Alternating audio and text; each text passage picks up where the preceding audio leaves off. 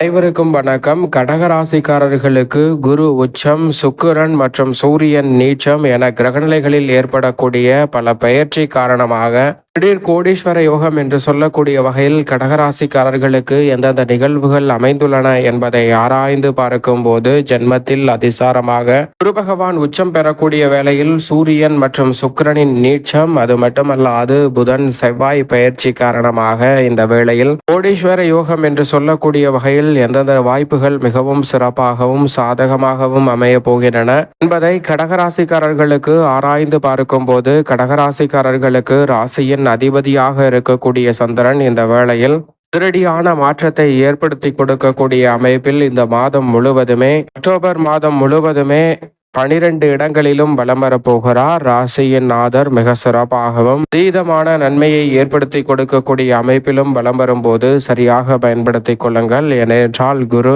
அனைத்து அதிசார பயிற்சியாக ஜென்மத்தில் உச்சம் பெற்று வலம் வரப்போகிறார். இந்த வேளையில் ராசியின் அதிபதியான சந்திரன் மட்டுமே 2.5 நாட்கள் இணைந்து அவருடன் வலம் வரப்போகிறார். எனவே எதிர்பார்ப்பதை காட்டிலும் அதிரடியான மாற்றங்கள் இந்த வேளையில் அபரிவிதமாக உருவாகக்கூடிய வாய்ப்பும் சந்தர்ப்பமும் மிகவும் அபரிவிதமாக இருக்கிறது. எனவே இந்த தருணத்தை சரியாக பயன்படுத்தி கொண்டால் நிச்சயமாக ராசியின் அதிபதியான சந்திரனின் அமைப்பு காரணமாக பல்வேறு வகையான பணிகளில் நல்ல முன்னேற்றமும் வெற்றி வாய்ப்பும் நிறைவாக கிடைக்கும். நீங்கள் எதிர்பார்ப்பதை காட்டிலும் பொருளாதார ரீதியான வளர்ச்சியும் முன்னேற்றமும் நிறைவாக சந்திக்கக்கூடிய வகையில் பல நல்ல வாய்ப்புகளும் சந்தர்ப்பங்களும் இந்த வேளையில் அபரிவிதமாக உங்களை தேடி வருகிறது. அதோடு மட்டுமல்லாது மிகவும் வலுவாக ஜென்மத்தில் அதிசாரமாக உச்சம் பெறுகிறாருங்க. ராசியின் அதிபதியாக இருக்கக்கூடிய குரு பகவான், உச்ச அதிபதியாக இருக்கக்கூடிய குரு பகவான்.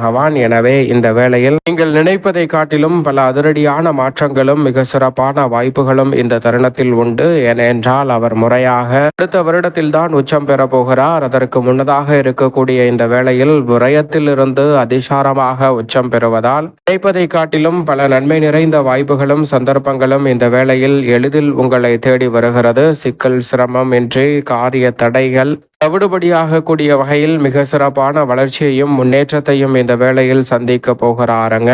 என்றால் குரு உச்சம் பெறக்கூடிய இந்த வேளையில் பல முன்னேற்ற வாய்ப்புகளை உறுதியாகவே ஏற்படுத்தி கொடுக்கிறார். எனவேதான் திடீர் கோடீஸ்வர யோகம் என்று சொல்லக்கூடிய வகையில் மிக சிறப்பான வாய்ப்புகள் உண்டு. பொதுவாக குரு ஜென்மத்தில் அமர்வது சற்று சாதகமற்ற அமைப்பாக பார்க்கப்படக்கூடிய அதே வேளையில் நீங்கள் எதிர்பார்ப்பதை காட்டிலும் அதிரடியான மாற்றத்தை சந்திக்கக்கூடிய வாய்ப்பும் சந்தர்ப்பமும் இந்த வேளையில் உறுதியாகவே உங்களை தேடி வருகிறது. எனவே சரியாக இந்த தருணத்தை பயன்படுத்தி கொள்ளுங்கள். நீங்கள் எதிர்பார்ப்பதை காட்டிலும் மிக சிறப்பான வளர்ச்சியையும் முன்னேற்றத்தையும் உறுதியாக சந்திக்கக்கூடிய அற்புதமான வேலையாக இந்த தருணம் நிச்சயமாக அமைகிறது என்பதில் சந்தேகமே இல்லை. இதோடு மட்டுமல்லாது இந்த தருணத்தில் மிக வலுவாக குரு பார்க்கின் கோடி நன்மை என்று சொல்லக்கூடிய வகையில் 5, 7, 9 ஆகிய இடங்களை அது சுப பார்வையால் வலுப்படுத்துகிறாருங்க குரு பகவான். குரு பகவான் ஜென்மத்தில் அமர்ந்திருப்பது சற்று சாதகமற்ற அமைப்பு என்று பார்க்கப்பட்டாலும் கூட அவர் உச்சம் பெற்றிருப்பது வரவேற்கத்தக்க அமைப்பாக இருக்கக்கூடிய வேளையில் குரு பார்க்கின் கோடி நன்மை என்று சொல்லக்கூடிய வகையில் 5, 7, 9 ஆகிய இடங்களில் குருவின் பார்வை அபரிவிதமாக பதியக்கூடிய இந்த வேளையில் நினைப்பதை காட்டிலும் மிக பெரிய அளவிலான காரியங்கள் மிகவும் சிறப்பாக ஈடுபடுவதற்கான மிக சிறப்பான வாய்ப்பும் சந்தர்ப்பமும் இந்த வேளையில் கிடைக்கிறது. எனவே இந்த தருணத்தில் மிக பெரிய அளவிலான நெருக்கடிகளை முற்றிலுமாக தவிர்த்து முன்னேற்றம் நிறைந்தவையாக மாற்றிக்கொள்ளக்கூடிய நல்ல வாய்ப்பும் சந்தர்ப்பமும் உறுதியாகவே கிடைக்க இருக்கிறது. அதோடு மட்டுமல்லாது இந்த ஒரு காரியத்தை கையில் எடுத்தாலும் அதில் காரிய வெற்றி உறுதியாக உண்டு. ஏனென்றால் சப்தமஸ்தானத்தை மிகவும் வலுவாக பார்ப்பதால் எதிர்பார்ப்புகள் உறுதியாகவே பூர்த்தியாகும். எனவே நினைத்த காரியத்தை நினைத்த மாத்திரமே செய்து முடிக்கக்கூடிய வகையில் மிகவும் சாதகமான வாய்ப்புகள் அபரிவிதமாக இந்த வேளையில் உங்களை தேடி வரும் அற்புதமான தருணமாக உறுதியாகவே அமைந்திருக்கிறது. எனவே சரியாக பயன்படுத்திக் கொள்ளுங்கள். அதோடு மட்டுமல்லாது 9ஆம் இடமான பாக்கியஸ்தானத்தை பார்க்கிறார். பூர்வ புண்ணியஸ்தானம் ஆகிய 5ஆம் இடத்தை பார்ப்பதால் பூர்வீக சொத்துக்கள் ரீதியான பிரச்சனைகள், நெருக்கடிகள், உடன் பிறந்தவர்களுக்கிடையே இருக்கக்கூடிய மனஸ்தாபம் போன்றவை நீங்கி நீங்கி உறவு வலுப்படக்கூடிய ஒரு தருணமாகவும் நிச்சயமாக இந்த வேலை அமைகிறது.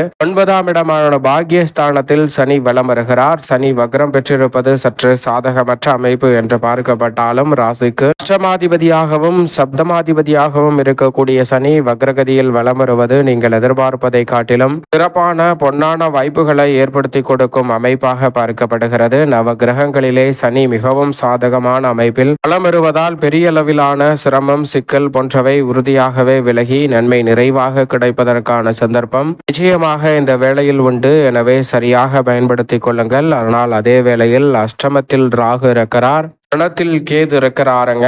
கேது தனஸ்தானம், குடும்பஸ்தானம், வாக்குஸ்தானம் என்று சொல்லக்கூடிய 2ஆம் இடத்தில் இருப்பதால் வார்த்தைகள்ல அதிக கவனமும் விழிப்புணர்வும் மிக முக்கியமாக தேவைப்படுகிறது. அதோடு மட்டுமல்லாது எந்த ஒரு காரியத்தை கையில் எடுத்தாலும் அதில் சிக்கல், சிரமம் என்று சொல்லக்கூடிய வகையில் பெரிய அளவிலான நெருக்கடிகளை சந்திப்பதற்கான சூழல் இந்த தருணத்தில் உறுதியாகவே உண்டு. எனவே அதிக கவனத்துடனும் விழிப்புணர்வுடனும் இருக்க வேண்டும். ஏனென்றால் அஷ்டமத்தில் ராகு இருக்கிறாருங்க. ராகு அஷ்டமத்தில் நிலை கொண்டு இருக்கக்கூடிய இந்த வேளையில் அதிக கவனத்துடனும் விழிப்புணர்வுடனும் இருந்தால் பல சிரமங்களையும் சிக்கல்களையும் தவிர்த்து முன்னேற்றம் நிறைந்த ஒரு தருணமாக மாற்றிக்கொள்ளக்கூடிய நல்ல வாய்ப்பும் சந்தர்ப்பமும் இந்த வேளையில் உறுதியாகவே அபரிவிதமாக கிடைக்கக்கூடிய அற்புதமான தருணமாக இந்த தருணத்தில் உறுதியாக அமையும் என்பதில் சந்தேகமே இல்லை. அதோடு மட்டுமல்லாது இந்த வேளையில் சுக்கிரன் தனஸ்தானத்தில் இருந்து சகாயஸ்தானம் என்று சொல்லக்கூடிய 3ஆம் இடத்தில் நீச்சம் பெறுகிறாருங்க. ராசியின் அதிபதியான சந்திரனை பகை கிரகமாக பார்க்கக்கூடிய சுக்கிரன் நீச்சம் பெறுவது வரவேற்கத்தக்க ஒரு அமைப்பாக தான் பார்க்கப்படுகிறது.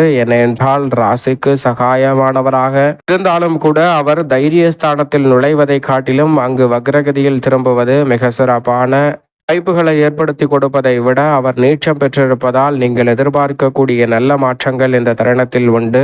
ஆடம்பர வீண் விரய செலவுகள் சௌகரியத்தை மேம்படுத்தக்கூடிய வகையில் சிறப்பான வாய்ப்புகளையும் சந்தர்ப்பங்களையும் இந்த தருணத்தில் ஏற்படுத்தி கொடுக்க போகிறது. எனவே சரியாக நுட்பமாக திட்டமிட்டு பயன்படுத்திக் கொள்ளுங்கள். மிக சிறப்பான மாறுதல் இந்த தருணத்தில் உறுதியாகவே உங்களை தேடி வரும். அதோடு மட்டுமல்லாது இந்த தருணத்தில் நீங்கள் நினைப்பதை காட்டிலும் மிக பெரிய அளவிலான நெருக்கடிகளை தவிர்க்கக்கூடிய வகையில் இருந்து 5ஆம் இடமான பூர்வ புண்ணியஸ்தானத்திற்குள் புதன் நுழைகிறார். வித்யாகரகரான புதன் 5ஆம் இடத்திற்கு வருவதால் அமோகமான வளர்ச்சி என்று சொல்லக்கூடிய வகையில் பல நுட்பமான விஷயங்களை செயல்படுத்துவதற்கான சந்தர்ப்பம் உண்டு. ஏனென்றால் 5ஆம் இடமான பூர்வ புண்ணியஸ்தானத்தில் அமர்ந்திருக்கக்கூடிய புதன் தனது சப்தம பார்வையை மிகவும் வலுவாக லாபஸ்தானமாகிய 11ஆம் இடத்தின் மீது செலுத்துகிறாருங்க. எனவே நீங்கள் நினைப்பதை காட்டிலும் தனலாபம் உயரும் தருணமாக அமைவதோடு மட்டுமல்லாது மிக பெரிய அளவில் சிக்கல் சிரமங்களுக்கு நல்ல தீர்வு கிடைக்கக்கூடிய அற்புதமான வேளையாகவும் அமைந்திருக்கிறது. சரியாக பயன்படுத்திக் கொள்ளுங்கள். சூரியன்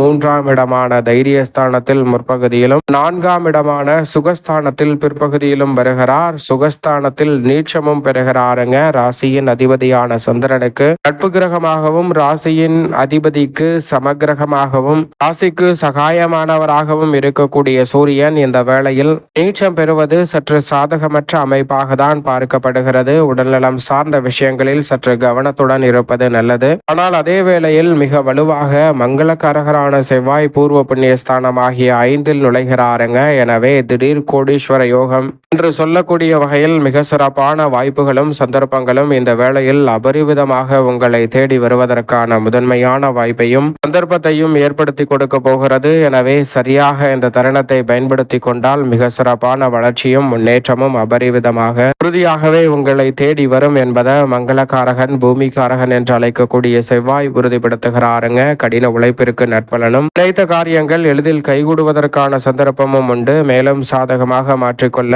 உறுதியாகவே இந்த வேளையில் கடகராசிக்காரர்கள் வாரத்தில் செவ்வாய்க்கிழமை விரதமிருந்து அருகாமையில் உள்ள முருகபெருமான் சன்னதி சென்று தீபம் ஏற்றி வழிபாடு செய்யுங்கள். மிக சிறப்பான வளர்ச்சியும் முன்னேற்றமும் உறுதியாகவே உங்களை தேடி வரும் கடகராசிக்காரர்களுக்கு